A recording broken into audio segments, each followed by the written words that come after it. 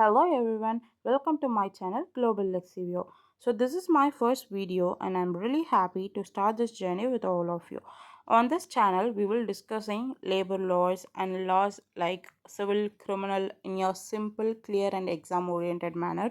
So for my very first video I have chosen an important foundational topic as domestic inquiry. So this concept helps us understand how fairness and natural justice are ensured before an employee is punished at the workplace.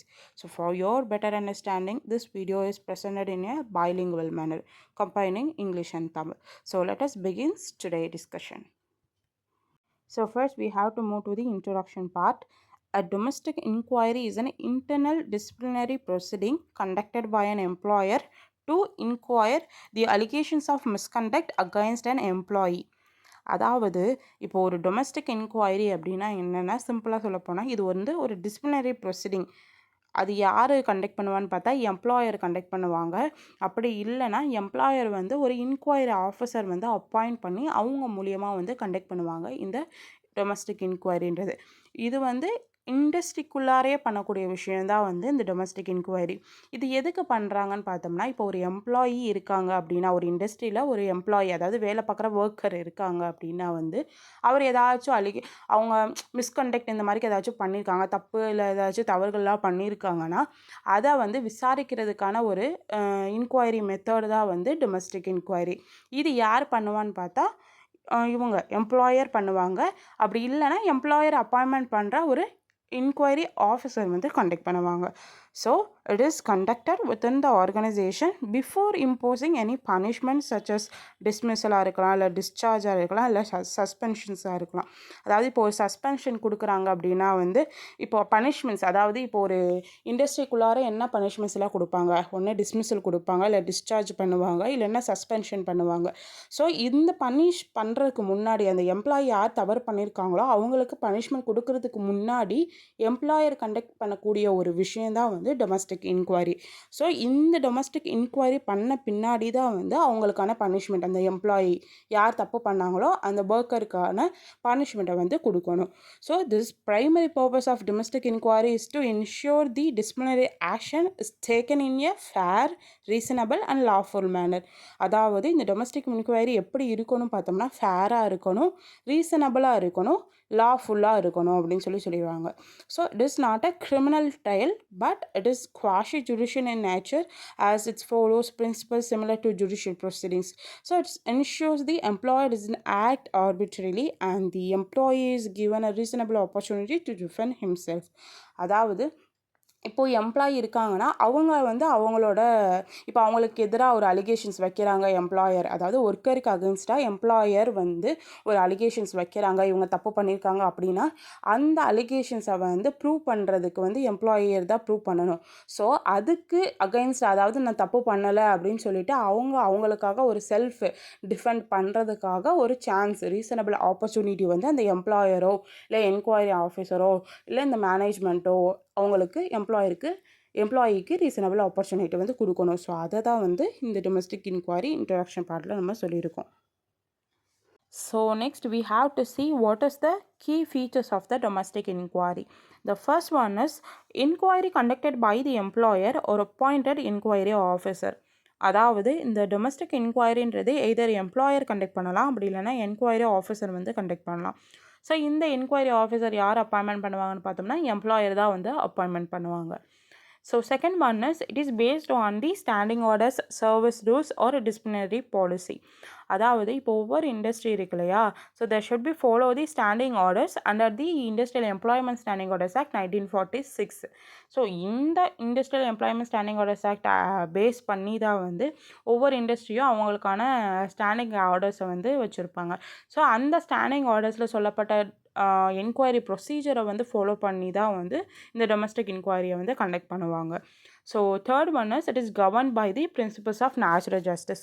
அதாவது domestic இன்கொயரின்றது principles of natural ஜஸ்டிஸை கண்டிப்பாக வந்து follow பண்ணியிருக்கணும் அப்படின்னு வந்து சொல்லியிருக்காங்க. And fourth one is finding must be based on evidence not suspicious. அதாவது இப்போ எனக்கு வந்து தோணுது, இவர் தப்பு பண்ணியிருப்பாரு அப்படின்னு சொல்லிட்டு, அந்த மாதிரியான விஷயத்துக்கு நம்ம வந்து டொமஸ்டிக் என்கொயரி கண்டக்ட் பண்ண முடியாது. அதாவது இந்த அலிகேஷன்ஸ் இப்போ ஒரு எம்ப்ளாயி மேல வைக்கிறாங்க அப்படின்னா வந்து, அது சஸ்பீஷியஸா இருக்கக்கூடாது. அவர் தப்பு பண்ணியிருப்பாரு, எனக்கு தோணுது, அதனால நான் பண்றேன் அப்படின்னு சொல்லக்கூடாது. So it is must be based on the evidence only. So எவிடன்ஸை பேஸ் பண்ணி மட்டுமே அவங்களுக்கு அகெயின்ஸ்டா நம்ம அலிகேஷன்ஸ் வைக்கணும். அதுக்கப்புறம் டொமஸ்டிக் என்கொயரி வந்து கண்டக்ட் பண்ணணும். So it is the procedure. So it is the main key features of the domestic inquiry. So next we have to see what is the object of domestic inquiry. So the first one is it help to ensure fairness and justice before taking disciplinary action against an employee. And second one is it give the reasonable opportunity to be heard and defend himself against the charges. And third one is to prevent arbitrary bias or victimized dismissal by the employer. And fourth one is to maintain discipline and order within the industrial establishment. And final one is to ensure the principles of natural justice. So இந்த ஆப்ஜெக்ட்டில் என்ன சொல்லியிருப்பாங்கன்னு பார்த்தோம்னா, இப்போ ஒரு disciplinary action வந்து இப்போ ஒரு எம்ப்ளாய்க்கு அகைன்ஸ்டாக எடுக்கிறாங்கன்னா, அது வந்து ஜஸ்டிஸையும் ஃபேர்னஸும் வந்து மெயின்டைன் பண்ணுற மாதிரிக்கே இருக்கணும். ஸோ அப்படி தான் டொமஸ்டிக் இன்கொயரி பண்ணணும். ஸோ ஃபேர்னஸாக இருக்கணும், ஜஸ்டிஸை மெயின்டைன் பண்ணியிருக்கணும். அண்ட் செகண்ட் வந்து பார்த்தோம்னா, ரீசனபிள் ஆப்பர்ச்சுனிட்டி கொடுக்கணும். அதாவது இப்போ சார்ஜஸ் வந்து ஃபார் அகைன்ஸ்டு எம்ப்ளாயி இருக்குன்னா, அந்த சார்ஜஸ்க்கு டிஃபெண்ட் பண்ணுறதுக்கான ஒரு ரீசனபிள் ஆப்பர்ச்சுனிட்டி ரைட் வந்து கொடுக்கணும் அவங்களுக்கு, எம்ப்ளாயிக்கு. ஸோ தேர்ட் வந்து பார்த்தோம்னா, ஆர்பிட்ரரி பயாஸ்டு டிஸ்மிஸல்லேருந்து இது ப்ரிவெண்ட் பண்ணுறதுக்கு ரொம்ப ஹெல்ப்ஃபுல்லாக இருக்கும் டொமஸ்டிக் இன்கொயரி. அண்ட் ஃபோர்த் வந்து பார்த்திங்கன்னா, இண்டஸ்ட்ரியல் எஸ்டாப்ளிஷ்மெண்ட்குள்ளே ஒரு டிசிப்ளினை வந்து மெயின்டைன் பண்ணுது. அண்ட் ஃபைனல் வந்து பார்த்தோம்னா, இது பிரின்சிபல்ஸ் ஆஃப் நேச்சுரல் ஜஸ்டிஸை ஃபாலோ பண்ணிடுது. ஸோ அதை வந்து என்ஷூர் பண்ணுது அப்படின்னு சொல்லிட்டு தான் இந்த ஆப்ஜெக்டில் கொடுத்துருப்பாங்க. அதாவது இப்போ உங்களுக்கு எழுதுன மாதிரிக்கே தான் இருக்கும். ஒரு சில பாயிண்ட் வந்து இம்பார்ட்டன்ட். ஸோ இதை வந்து நீங்கள் கண்டிப்பாக எழுதிட்டீங்கன்னா, I'm damn sure you definitely get a more marks in your exams. So நான் கொடுக்குற நோட்ஸ் படி நீங்கள் எழுதுனீங்கன்னா நிறைய மார்க் உங்களுக்கு கிடைக்கும். ஸோ ஃபஸ்ட்டு இன்ட்ரடக்ஷன் போட்டுட்டு அடுத்து ஃபீச்சர்ஸ் வந்து நம்ம பார்த்தோம். இப்போ தேர்டு வந்து ஆப்ஜெக்ட். ஸோ அடுத்து நம்ம பார்க்க போகிறது லீகல் ஃப்ரேம் ஒர்க் இந்த டொமஸ்டிக் இன்கொயரியில் இந்தியாவில் வந்து நம்ம பார்க்க போகிறோம். So now we're going to see the legal framework of domestic inquiry in India.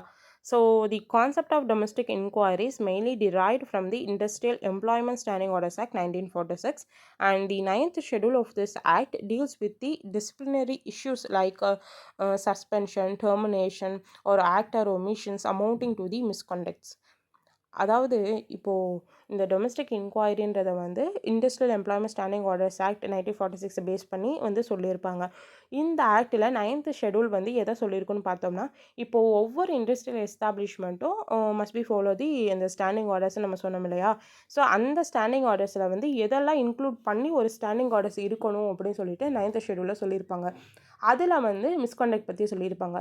இப்போது ஒரு இண்டஸ்ட்ரியல் எஸ்டாப்ளிஷ்மெண்ட் இருக்குன்னா அவங்க வந்து மிஸ்கண்டக்ட் ப்ரொசீஜர் வந்து எப்படி ஃபாலோ பண்ணணும், அதாவது ஒரு எம்ப்ளாயி வந்து மிஸ்கண்டக்ட் பண்ணாங்கன்னா அவங்க எந்த மாதிரியான ப்ரொசீஜர் ஃபாலோ பண்ணணும்னு சொல்லிட்டு அவங்களோட ஸ்டாண்டிங் ஆர்டர்ஸில் வந்து போட்டிருக்கணும்.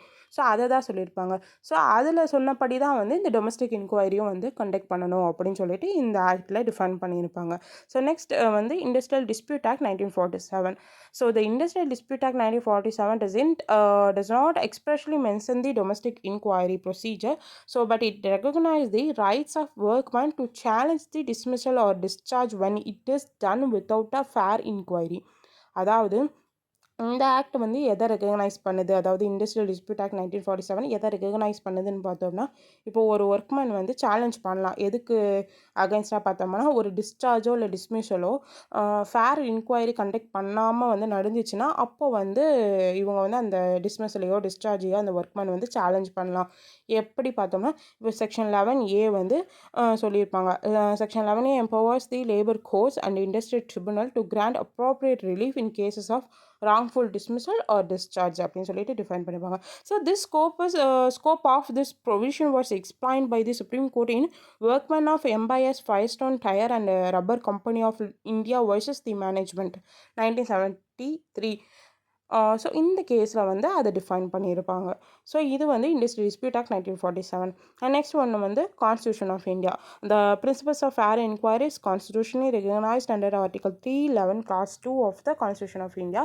So it provided no person shall be dismissed or removed from the service without being informed of the charges and being given the reasonable opportunity to defend themselves through an inquiry அப்படின்னு சொல்லி define பண்ணியிருப்பாங்க.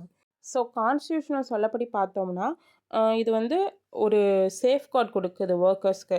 அதாவது first charges பற்றின இன்ஃபர்மேஷனை வந்து அந்த ஒர்க்கர்ஸ்க்கு கொடுக்கணும்.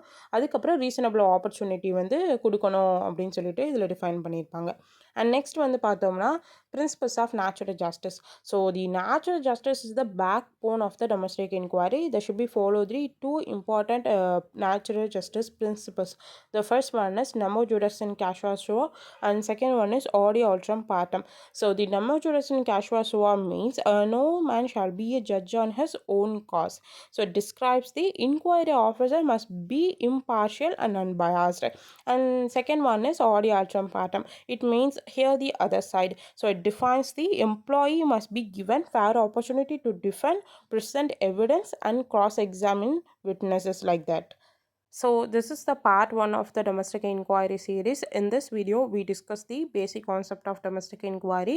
In the next part 2, we will clearly explain the procedure of domestic inquiry, important case laws, and comparative aspect of domestic inquiry in UK and USA. So if you found this explanation useful, please like, share, and subscribe to the channel for more videos on labor law, industrial law, and case laws explanation. Stay connected. Thank you for watching. See you in the next video. Bye.